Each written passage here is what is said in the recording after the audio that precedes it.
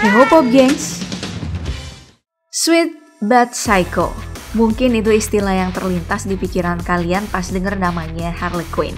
Wajar sih, mengingat villain cewek yang satu ini adalah salah satu yang paling ikonik di semesta DC. Gak punya kekuatan super dan hanya modal stick baseball sama palu gedenya.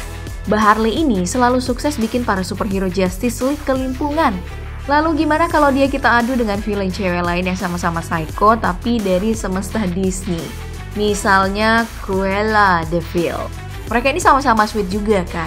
Meski ini cuma berlaku buat Cruella versi muda. Lalu siapa yang bakal menang di antara mereka?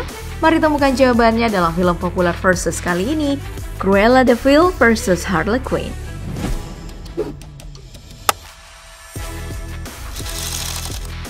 Langsung aja kita masuk ke ronde pertama di mana kita bakal ngadu kekuatan dua karakter ini. Udah jelas bukan kekuatan super dong ya. Soalnya baik Harley maupun Cruella cuman manusia biasa. Satu-satunya hal yang mungkin bikin mereka perlu diwaspadain, entah itu oleh manusia biasa maupun pengguna kekuatan super, adalah sisi ekstrim kedua cewek ini.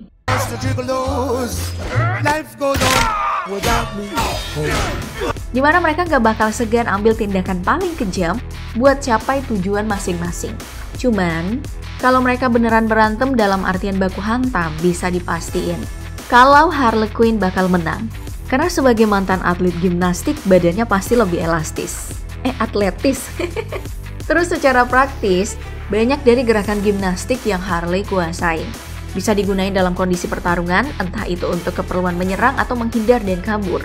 Sementara Cruella, meski kekejamannya ada di tingkatan yang setara sama lawannya, dia sama sekali nggak pernah dapat pelatihan fisik yang cukup buat digunain dalam pertarungan.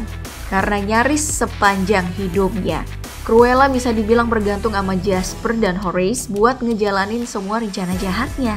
Ini bisa kita lihat dari semua versi 101 Dalmatians live action atau animasi yang nampilin Cruella sebagai karakter antagonis. Gak pernah kan walau sekali aja kita lihat si jenius jahat ini baku hantam dengan siapapun, begitupun di versi spin-off-nya. Sedangkan Harley Quinn mulai dari semua versi live actionnya di Birds of Prey dan Suicide Squad sampai versi animasi solonya selalu digambarkan sebagai cewek psycho yang jago berantem kayak udah dapat pelatihan militer bertahun-tahun. Jadi untuk ronde ini kita bisa tentuin dengan mudah kalau pemenangnya adalah Harley Quinn. Yes, you can. I'm here to report a terrible crime. Sedangkan untuk ronde kedua, di mana yang kita adu adalah pengalaman, ini duel yang cenderung berjalan lebih imbang. Karena posisi dua cewek ini yang udah tumbuh sebagai karakter kejam sejak masih anak-anak. Harley tumbuh dalam lingkungan keluarga yang toksik. Dalam versi DCEU yang terungkap di Birds of Prey, kita tahu kalau Harley ini berkali-kali dijual sama bokapnya buat beli minuman keras. Sedangkan dalam versi animasi solonya, meski keluarga Harley Quinn digambarkan lengkap, tetap aja orang tuanya toksik. Bokapnya seperti di semua versi tetap penjudi dan alkoholik. Sedangkan emaknya adalah perempuan yang selalu maafin semua kesalahan pasangan. Padahal kesalahan itu udah gak bisa ditoleransi. Ini salah satu faktor yang bikin Harley akhirnya terjebak dalam hubungan serupa dengan Joker. Jadi wajar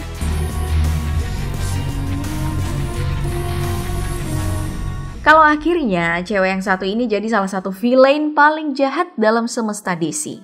Toh sejak kecil dia emang gak pernah dididik jadi orang baik, dan begitu punya relasi romantis malah dapat pasangan paling jahat sepanjang sejarah dunia superhero. Sedangkan kalau Cruella agak beda sih.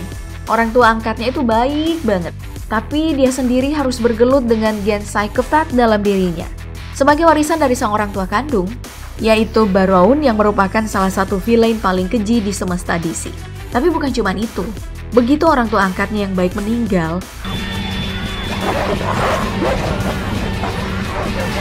Cruella terpaksa tumbuh besar di jalanan. Terus bertahan hidup sebagai copet bareng sama dua temennya Jasper dan Horace yang kelak jadi bawahannya. Dan begitu tahu kalau yang bunuh orang tua angkatnya adalah orang tua kandungnya sendiri, udah makin lengkap lah alasan si Cruella ini buat jadi penjahat. Ya, kedua karakter jagoan kita ini entah itu Harley Quinn atau Cruella, keduanya sama-sama tumbuh dengan gen yang gak beres dan lingkungan yang toksik banget. dalam kadar yang ya bisa dibilang setara. Makanya untuk ronde ini aku putusin buat kasih skor seri aja ke mereka berdua. Sedangkan untuk ronde ketiga, aduh kecerdasan.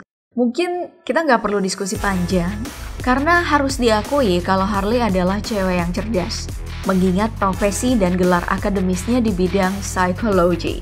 Cruella mau bagaimanapun tetap lebih unggulnya, karena meski tidak mengenyam pendidikan secara formal, tujuannya untuk berdiri di puncak dunia mode pada akhirnya tetap tercapai.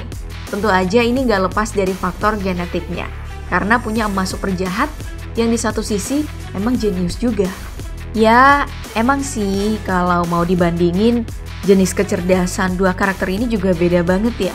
Harley ini adalah tipikal yang lebih spontan meski terkadang gunain strategi. Sementara Cruella bergantung sepenuhnya sama strategi dan improvisasi seperlunya aja. Cuman harus diingat, Harley bisa sampai di titik seperti itu karena didukung sama beberapa privilege, kayak gelar akademis dan dukungan dari sang pacar. Sedangkan Cruella bisa sampai di titik yang sama beneran berkat kecerdasannya. Emang sih ada dukungan dari dua bawahannya Horace dan Jasper. Cuman gak mungkin kan dua penjahat mediocre ini kita bandingin dengan badut psikopat sekelas Joker. So udah jelas ya untuk ronde ketiga kita putusin kalau Cruella keluar sebagai pemenangnya.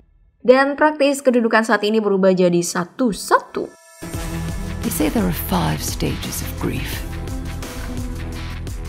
Terus gimana kalau mereka diadu dari segi daya tahan? Kalau ini agak susah debat panjang sih. Udah jelas pemenangnya Harley Quinn. Secara dia kan mantan atlet senam lantai alias gimnastik. Jadi staminanya pasti udah kebentuk dari banyak latihan keras. Sedangkan Cruella karena emang gak terlatih dalam urusan fisik, udah pasti gak bakalan bertahan dalam durasi pertarungan yang panjang. Makanya untuk ronde keempat ini skornya berubah lagi jadi 2-1 dengan Harley Quinn yang keluar sebagai pemenangnya.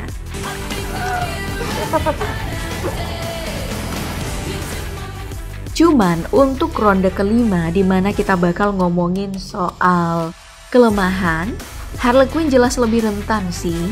Soalnya secara mental dia ini dependent banget sama Joker alias bucin tingkat dewa. Sedangkan Cruella sama sekali gak punya kerentanan semacam itu.